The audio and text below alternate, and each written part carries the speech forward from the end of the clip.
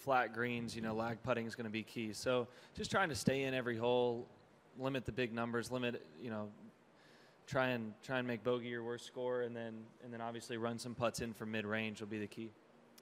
Now, you didn't have a lot of experience here at Bellerive. What were your impressions of the golf course? Is this the first week you played it, or had you ever been here before? Yeah, I played 18 holes yesterday. It's a good golf course.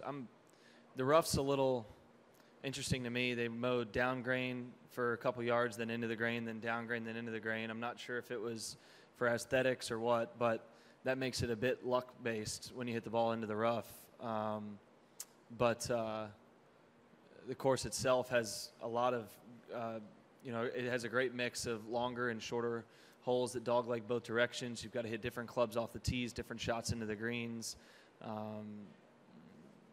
And I don't think it necessarily favors any one kind of player. I think if I'm not mistaken, in 2008 when the PGA Tour came here, there were a mix of long hitters and short hitters that were all in contention. So even though it's going to be, you know, softer and wet, it's got the potential for, I think, anybody to work their way up the board.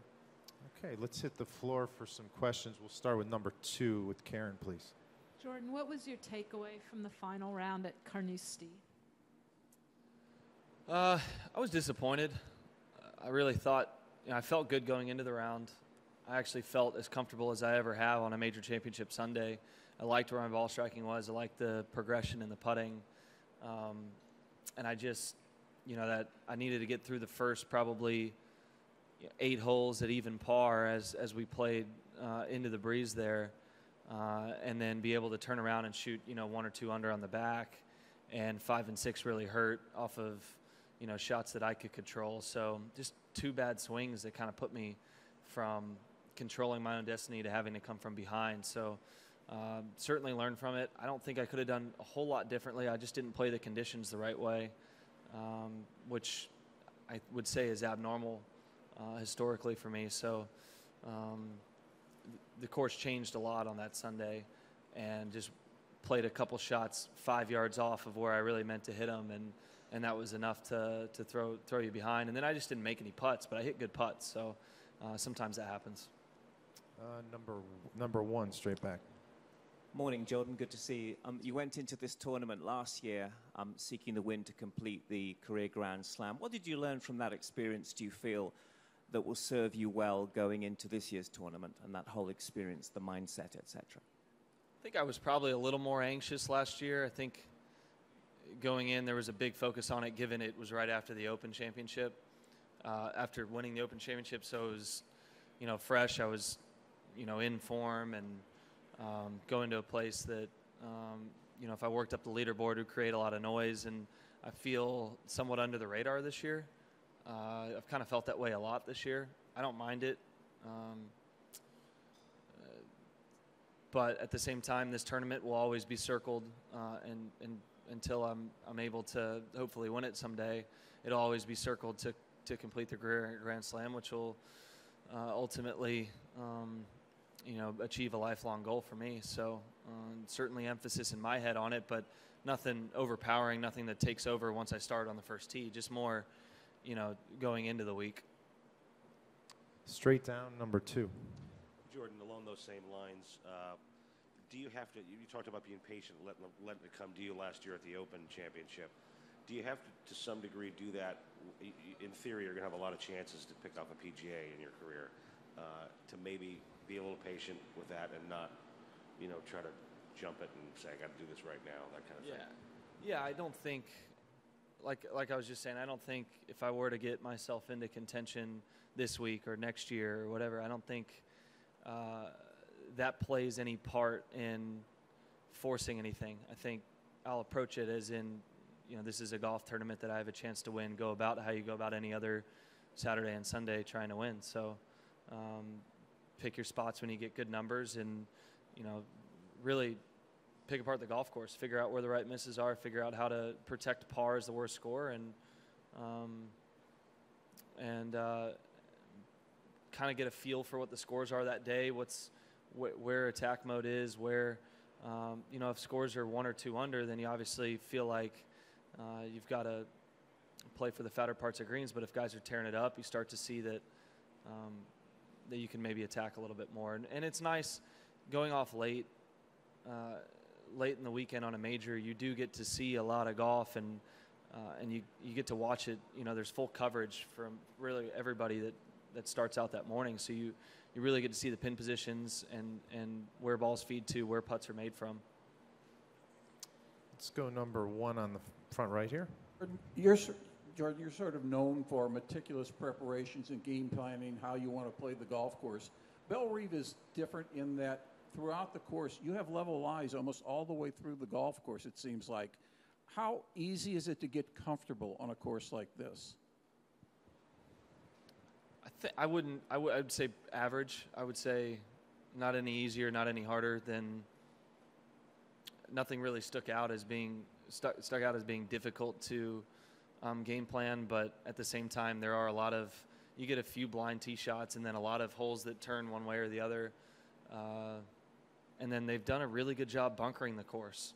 So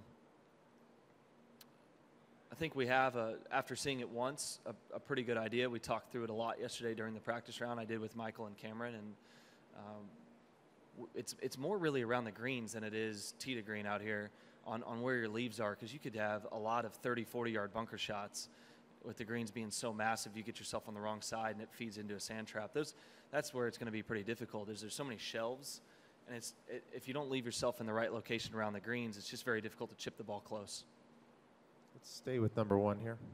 Jordan, a question about your putting. How do you decide when to look at the ball and when to look at the hole? And do you know of anyone else that looks at the hole on their short putts? No, I don't know of anyone else that does it. I haven't been doing it much at all since I've kind of been, trying to train my eyes back to the line of my putter.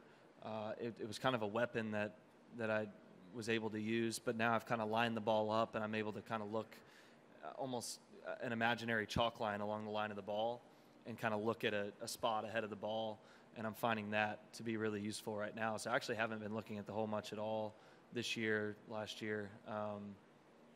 But again, it was kind of a weapon that kind of made me more of a field putter from short range versus a very technical putter and trying to be perfect, because you don't have to be.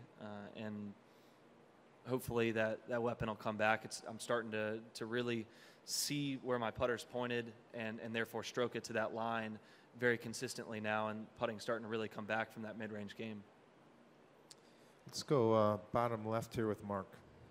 Players, by and large, seem to like the setup of the PGA, it seems. How would you describe the character, the flavor of this championship compared to the other majors? And also, the move to May, how is that going to affect the rhythm of the whole golf season? I think the PGA of America does a phenomenal job for us. Every PGA Championship we come to, it's extremely convenient. Checking in, the facilities, your access to the facilities, the staff, they're phenomenal. They run a world-class event here and the Ryder Cup. It's difficult because PGA Championships can be won at 3 or 4 under, and they can be won at 14 or 15 under, and I don't think the PGA of America really cares. They want obviously a stern, tough test, but if conditions like we're getting today are going to dictate a championship, then they're not going to go out there and try and prove anything or do anything or mess up a course, in other words, or try and do too much to bring a score somewhere. So I think you look at it as probably a really challenging, difficult PGA Tour event with the aura of a major championship and certainly the most difficult field in all of golf, the most competitive field in all of golf, to be able to label it as a major championship. I think players really look at the PGA Championship very positively, and then the move to May, I think, opens up a lot more venues that you can go to. You can move further south. You can go to really anywhere in the country in May and have an opportunity to play. Maybe I don't know how many other courses would open at 10 to 20 other golf courses that they wouldn't necessarily be able to use this time of year. So I think it's awesome. I think next year's major schedule will flow really nicely.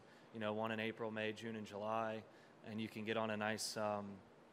If you get on a nice run playing some good golf there, starting at the Masters. You can really let it run through the entire major season.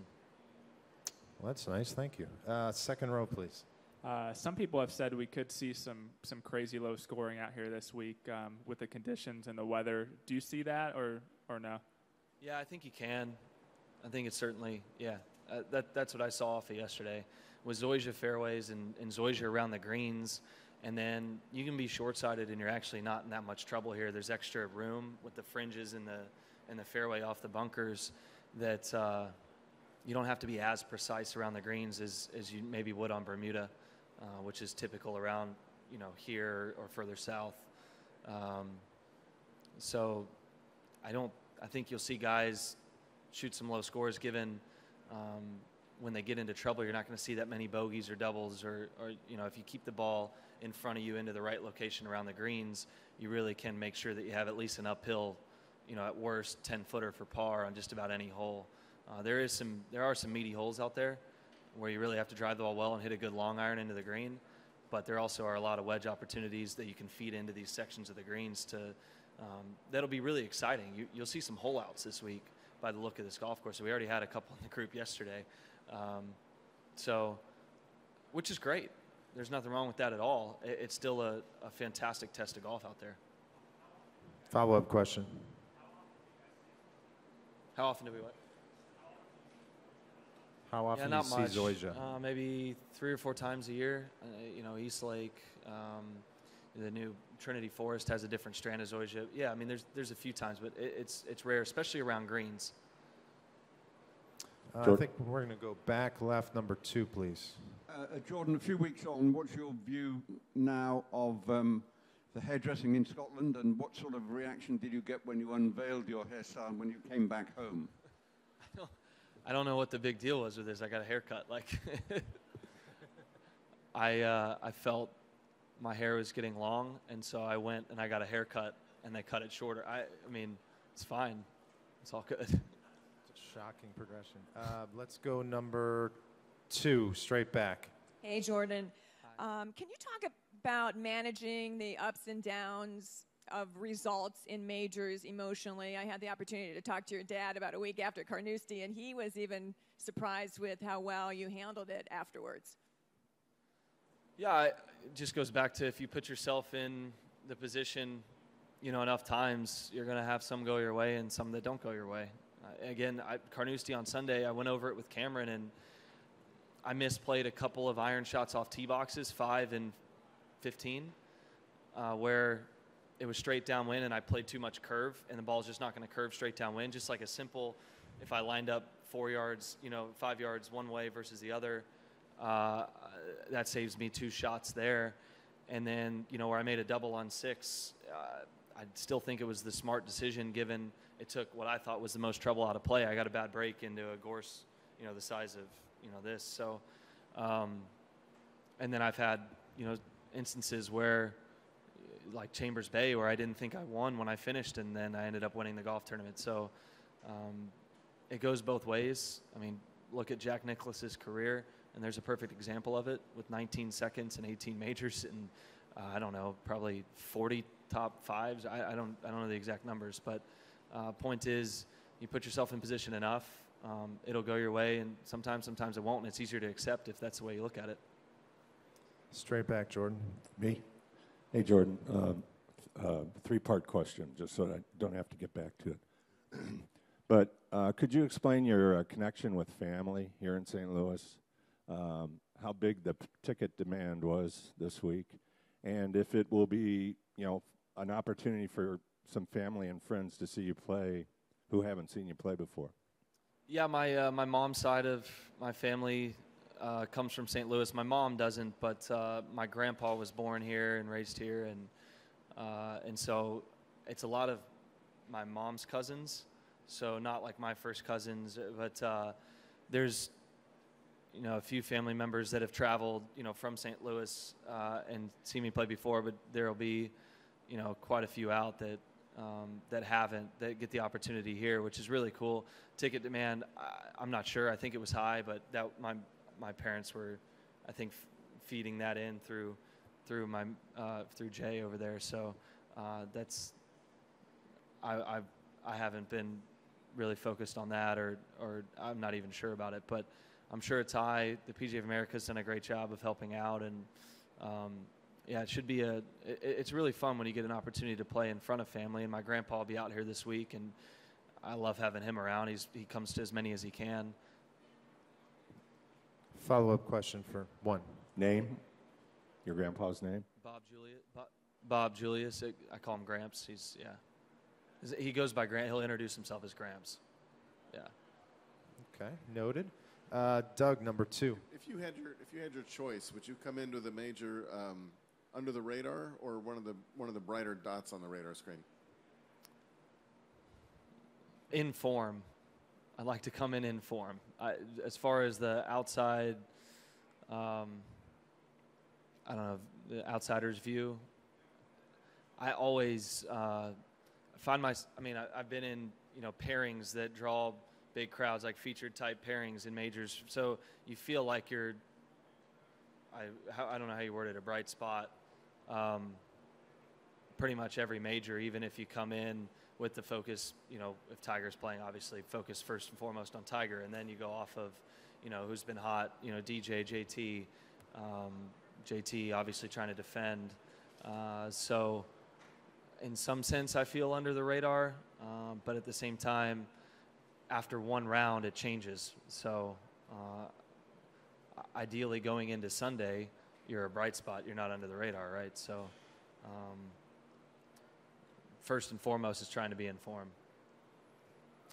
Back right, please, number 1. Hey, Jordan, picking up on the under the radar theme, the desire to get that next victory, to what extent, if any, does it increase the self-pressure, if you like?